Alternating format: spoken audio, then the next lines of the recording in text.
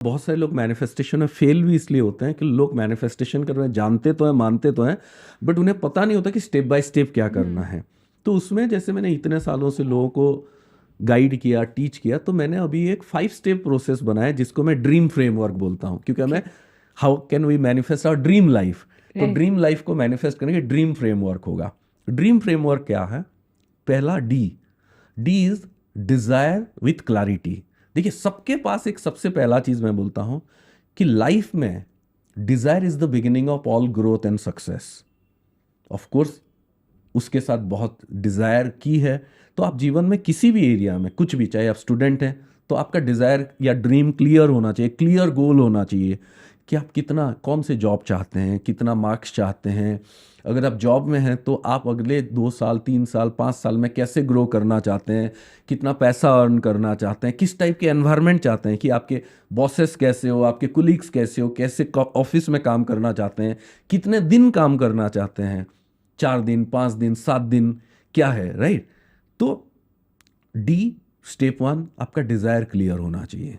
Second step, R, reset your belief. क्योंकि हम, we can not outgrow our belief. अगर हमें लाइफ में एक ब्रेक थ्रू लाना है, ब्रेक थ्रू क्या होता है? एक मेजर चेंज।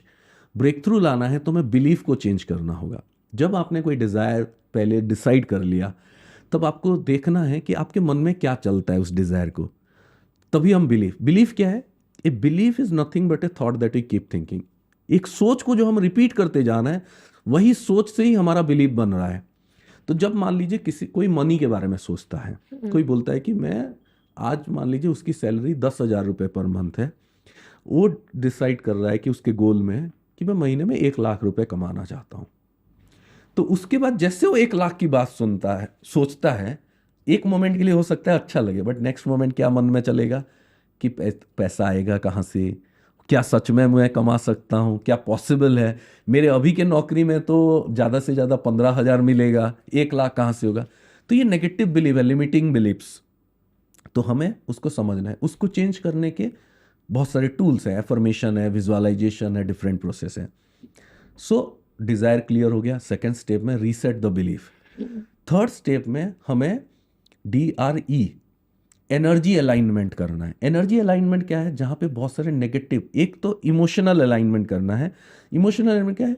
आप दिन में जितना पॉजिटिव रहेंगे, जैसे हमने अभी बात करी कि आपको कंप्लेन पे फोकस नहीं करना है, कॉम्प्लीमेंट पे फोकस करना है, तो आपने एनर्जी को पॉजिटिव रखा। जैसे मैंने एक्सपीरियंस पे शेयर किया कि मैं मीटिंग में जा रहा हूँ, डिफिकल्ट क्लाइंट से बात करना है, वो नेगेटिव है, बट मैं अपने मैं पॉजिटिविटी पे अपने बारे में सोच रहा मुझे हूँ। पता है कि तो मैं मैं दिन में कितना ज़्यादा पॉजिटिव हो सकता हूँ।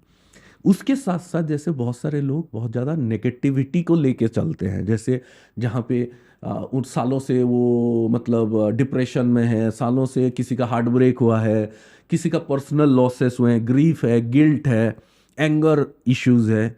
तो इन सबको आपको इमोशनल अलाइनमेंट करना है, इन सब नेगेटिव इमोशंस को छोड़ना है। उनको छोड़ने का तरीका बहुत सारे हैं, ग्रेटिट्यूड है, एफर्मेशन है, विजुअलाइजेशन है, होपोनोपोनो है, ऐसे बहुत टेक्निक्स हैं। हम वहाँ पे हमें इमोशनली अलाइंड हो, because why, emotion is energy in motion. और देखिए, एक बहुत बड़े साइंटिस्ट निकोला टेस्ला ने कहा था कि आपको ये ब्रह्मांड को समझना है तो एनर्जी और वाइब्रेशन से समझना होगा। तो एनर्जी आपकी कैसी है वो इमोशंस से पता चलता है। अभी अगर आप इमोशनली बहुत पॉजिटिव हैं, बहुत इंस्पायरिंग है, तो इसका मतलब क्या है? आपका इमोशन बहुत पॉजिटिव है। इसका मतलब ऐसा नहीं कि दिन में आपके पास कभी चैलेंज नहीं आते, कभी आप हो सकता है दुखी ना हो, कभी आपको किसी चीज़ को लेकर गुस्सा ना आए, बट वो हो अगर 10-5% टाइम है, 10% आपका time, most of the time वो हाँ, आपका मीडियम पॉजिटिव रहता पॉजिटिव है, है। तो उसमें भी एक कॉन्सेप्ट है कि टिपिंग पॉइंट का कॉन्सेप्ट है।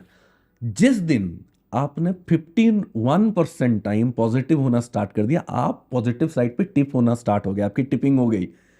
बट बहुत सारे लोग जो लाइफ में स्ट्रगल कर रहे हैं और जिनको लगता है उनका मैनिफेस्टेशन नहीं हो रहा है, नेगेटिव चीज़ें हो रही है, उनकी नेगेटिविटी 80, 90, 100% में है। मोस्ट ऑफ द टाइम उनका माइंडसेट शायद नेगेटिव थॉट्स में जी, ज़्यादा जी। घुसा रहता तो ये है। हो गया हमारा third step, DRE, energy align, emotional alignment. फिर हो गया A, जहाँ पे बहुत इंपॉर्टेंट स्टेप आता है, एक्शन। बहुत बार ये होता है जब हम मैनिफेस्टेशन की बात करते हैं, बहुत सारे लोगों का मिसकंसेप्शन होता है कि हमें तो एक्शन लेने की ज़रूरत ही नहीं है। हमने सोच लिया अब हो जाएगा। हो जाएगा।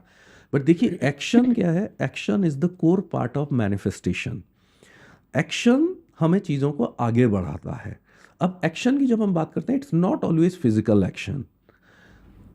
मेंटल एक्शन है, इमोशनल एक्शन है, फाइनेंशियल एक्शन है, स्पिरिचुअल एक्शन है और फिजिकल एक्शन है। इसके बारे में किसी कोई बात नहीं करता। जब हम एक्शन की बात करते हैं लोग खाली फिजिकल एक्शन। इसीलिए आपने देखा होगा ऑफिसेस में लोग बहुत हार्ड वर्क करते हैं बट उन्हें सक्सेस नहीं मिलता है।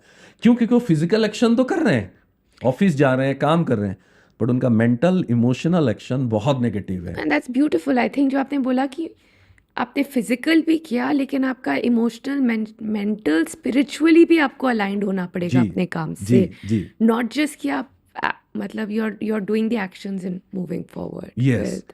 क्योंकि जब तक आप उसको ठीक नहीं करेंगे तब तक ठीक नहीं होगा। So E D for a desire, R for reset the believe, reset beliefs, E E for emotional energy energy, energy alignment, alignment, A is for action, and M M.